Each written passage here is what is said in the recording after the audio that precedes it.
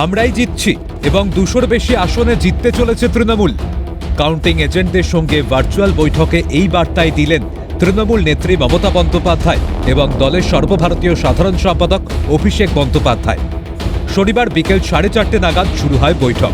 যোগ দেন Trinamool counting agent সহ দলের সমস্ত প্রার্থী এবং গুরুত্বপূর্ণ নেতারা।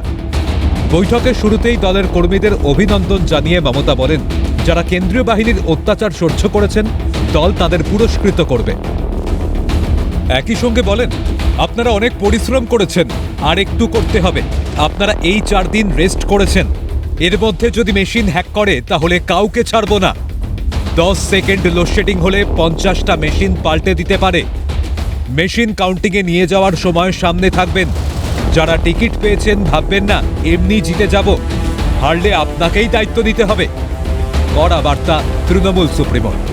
তিনি আরও বলেন, 2024 সালেও অনেক ন্যারেটিভ তৈরির চেষ্টা করেছে। শেয়ার মার্কেটকে চাঙ্গা করতেই বুথ ফেরত সমীক্ষাগুলিতে বিজেপিকে এগিয়ে রাখা হয়েছে। টিভিতে অনেক কিছু রটাবে যে ওরা জিতে গেছে, এসব দেখে কেউ টেবিল ছাড়বেন না। বিজেপি কোনো মতেই আসছে না, আমি চেক করে বলছি। একই সঙ্গে ভোট গণনা নিয়ে কাউন্টিং এজেন্টদের এক গুচ্ছ নির্দেশ দিল নেত্রী।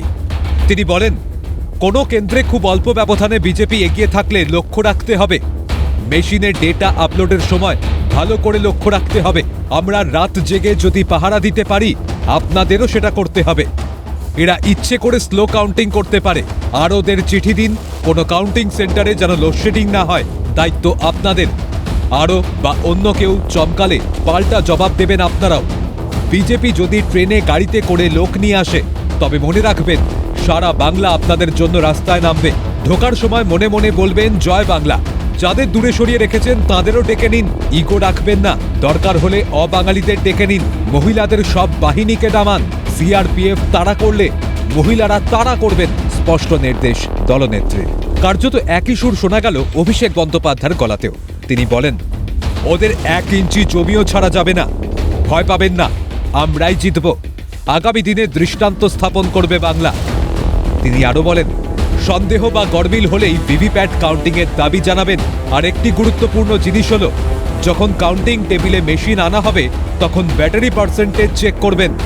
যদি 70% বা তার বেশি হয় তাহলে ভিভিপ্যাট কাউন্টিংয়ের দাবি জানাবেন।